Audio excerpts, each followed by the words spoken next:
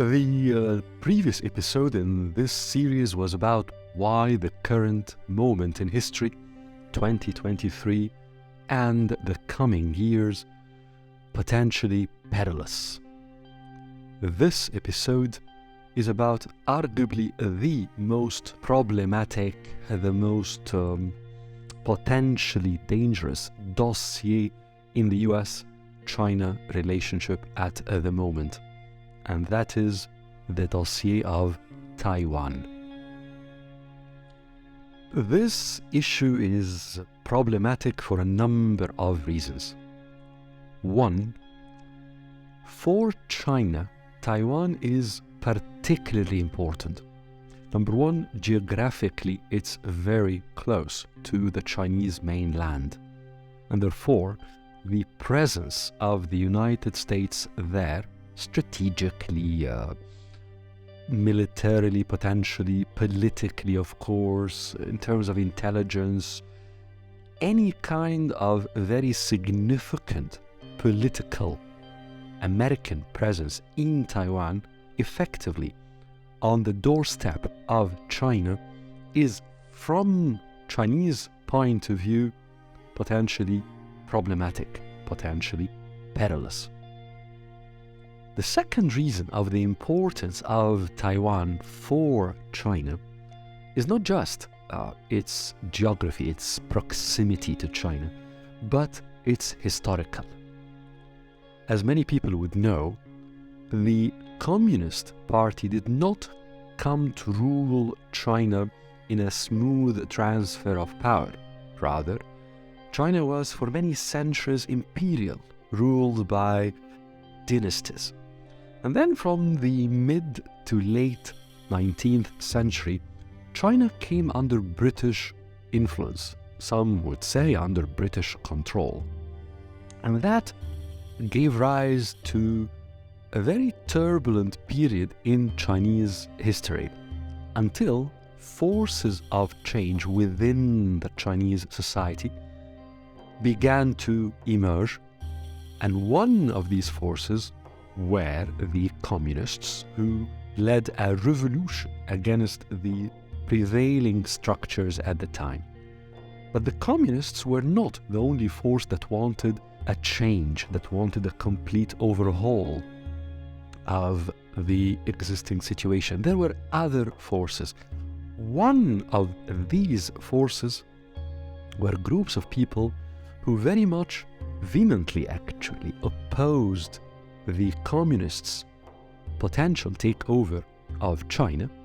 And those other groups, they wanted some sort of a continuation, not of imperial China, but rather they didn't want an abrupt separation, division, halt to the flow of Chinese history. They wanted something more harmonious in terms of not necessarily the continuation of China that was, but not a complete separation from the past.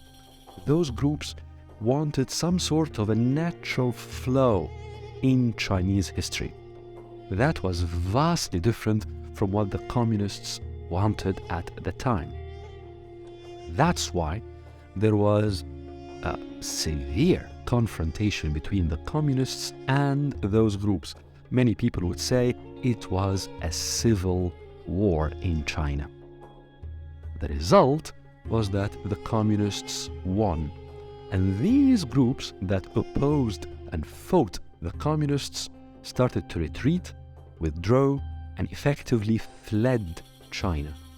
Where did they go? They went to Taiwan. So for the Chinese Communist Party, the ruling structure in China now, the regime in Taiwan itself is ethnically the same basically as mainland China. The language is effectively the same. The historical heritage effectively the same. But politically, it's not just that it's very different power structure or regime, but even the point of separation 70 years ago between communist China at the beginning of the communists coming to power in China, and Taiwan was a defining moment in the history of communist China. So the importance of Taiwan for China is not just strategic because of its proximity to mainland China and the American political presence there, but also in the Chinese psyche. Taiwan is particularly important because of that history.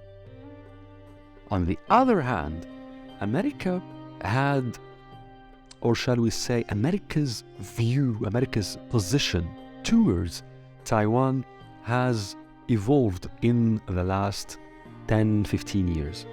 Because historically, and until very recently actually, until a few years ago, America did not oppose the idea that there is a one China, which is a policy in China. China says that it has the one China policy, which means that there ought to be, from the Chinese point of view, a unification of China whereby Taiwan returns to the motherland, if you'd like, to mainland China. Especially after the return of Hong Kong to mainland China, basically to Chinese rule, when the British handed over Hong Kong to China after, I think, 150 years in which Hong Kong was ruled by Britain. So in the Chinese point of view, the one China policy means now that Hong Kong has returned to China, it's now Taiwan also ought to return to China. America did not politically challenge that. Actually, for decades, America acknowledged, did not negate the one China policy. However, the understanding has always been that America opposes that the Chinese enforce the one China policy. And therefore, the inherent understanding was that America does not accept that China takes over Taiwan. In the last 10-15 years, there has been a change in America's stance towards Taiwan. That is, America has sent repeated signals that it might very well interfere if China were to try to take over Taiwan by force. Interestingly, a number of these signals were sent during democratic administrations and not Republican administrations. And this is interesting because traditionally Republican administrations were usually much more hawkish, much more assertive in foreign policy versus the Democrats.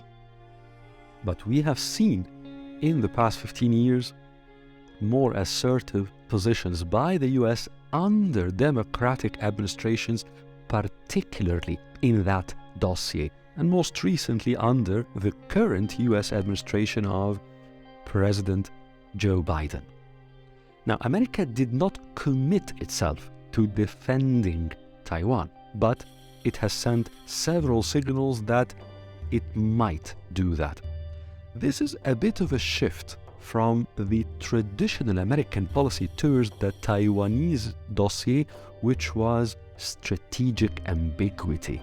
Strategic ambiguity meant that America left it open for speculation what it will do if China were to attempt a takeover, military takeover of Taiwan.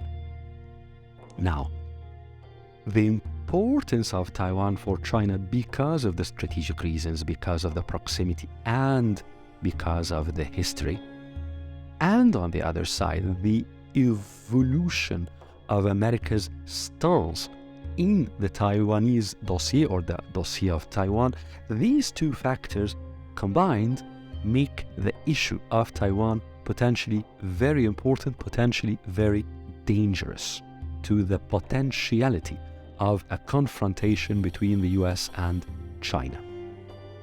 Another factor that lends more importance, more danger if you'd like, to the dossier of Taiwan is that China's President Xi Jinping has made it quite clear that for him the Taiwan issue is particularly important.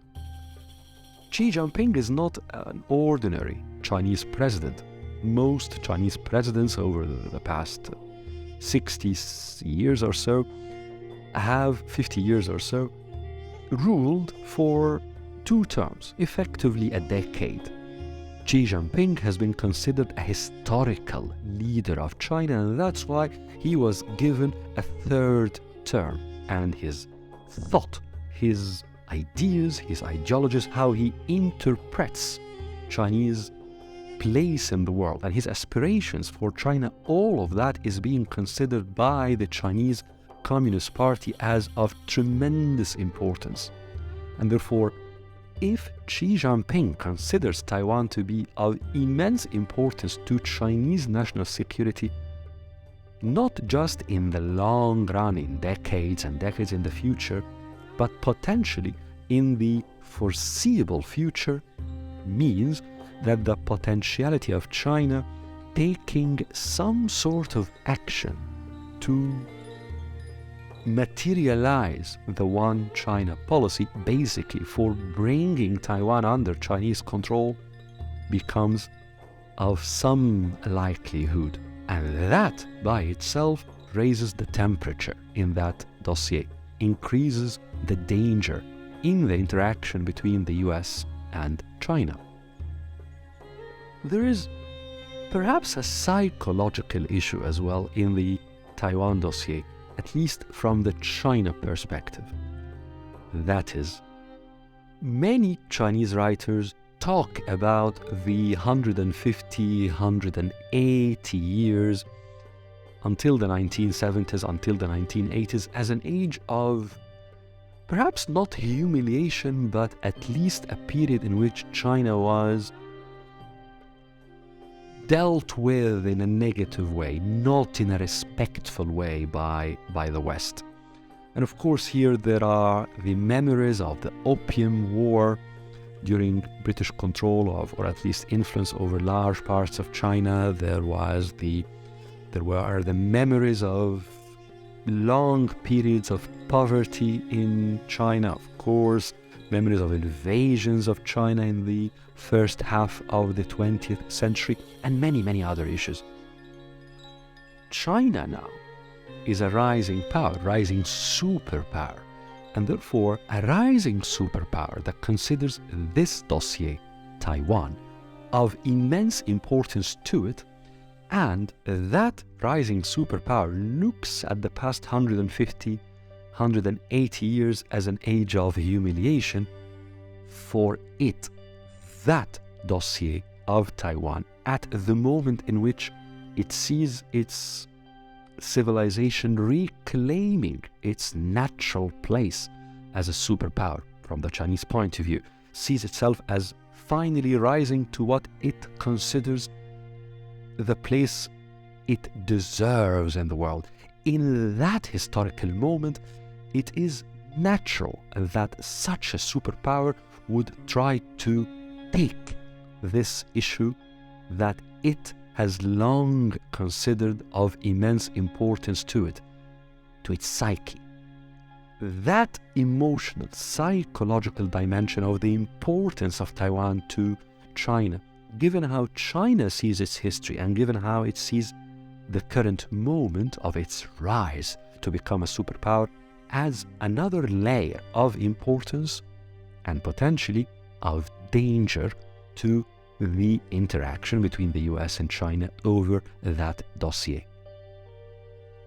There is also a geoeconomic dimension to the Taiwan dossier, and that is Taiwan, particularly one Taiwanese company, is the world leading, by far the world leading in semiconductors, which is of course one of the most important and strategic industries in the entire world. So for many players in the world, particularly the large industrial technologically advanced Western players, chief of them is the United States, Taiwan has importance that transcends geopolitics. Here there is a geoeconomic importance to that island, to Taiwan.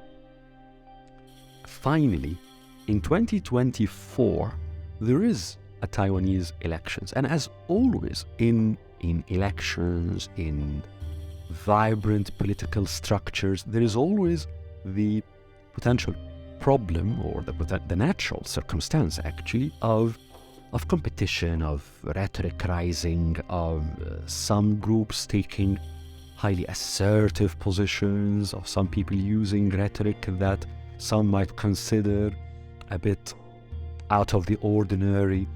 Basically, in 2024, given that there is going to be an election in Taiwan, many people might consider that a moment of potential trigger in all of these factors I have highlighted here in the dynamics over Taiwan between the US and China. That's why in the current historical moment, 2023, and the few coming years, if we want to delve into the real dynamics of the relationship between China and the US, understanding the different layers of the Taiwan dossier is of immense importance.